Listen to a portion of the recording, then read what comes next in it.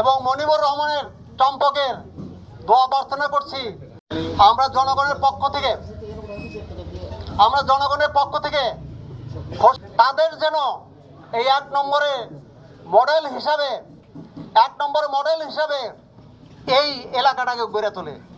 আর সেই সাথে আরও বলছি, আমি 10-এর মাস্টারকেও বলছি, মাস্টার সাহেব আপনি একটা কাজ করবেন, এখানে কলেজ নাই, এখান থেকে দায়িত্ব অনেক দূরে।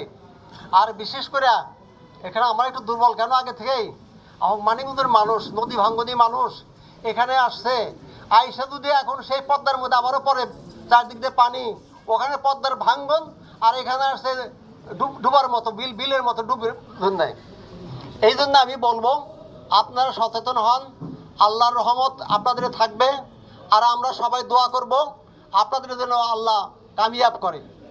পরিশেষে আমি অবশ্য এখন দেখছি, আমি অবগত এই 83 সন থেকেই এই সমস্যাগুলি আমি দেখে আসছি। এ পর্যন্ত সমাধানের কেউ কোনো চেষ্টা করে নাই।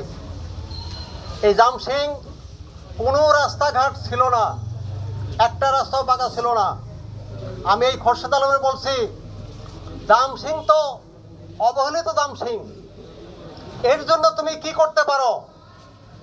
উনি বলল, কাকা আমি কথা দিলাম যদি আল্লাহর রহমত থাকে, আমাকে যদি আল্লাহ নির্বাচিত করে, তাহলে আমি জামসিংকে প্রাধান্য দিয়ে এই সাভার উপজেলার মধ্যে এই জামসিংকে আদর্শ জামসিং করে দেব। পরিশেষে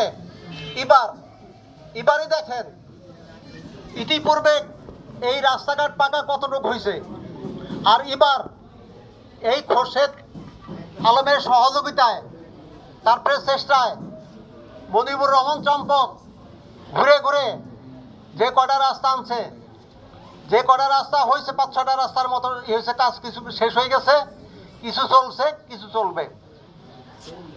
যদি আপনারা এই খোরশেদ আলমকে চাই, তাহলে তাকে আমরা পার্মানেন্ট হিসেবে চাবো, যে অন্তত 5 বছরের জন্য হলেও আমাদের জন্য কাজ করতে পারে। আমরা চাই কি না? পরিশেষে আমি বলবো,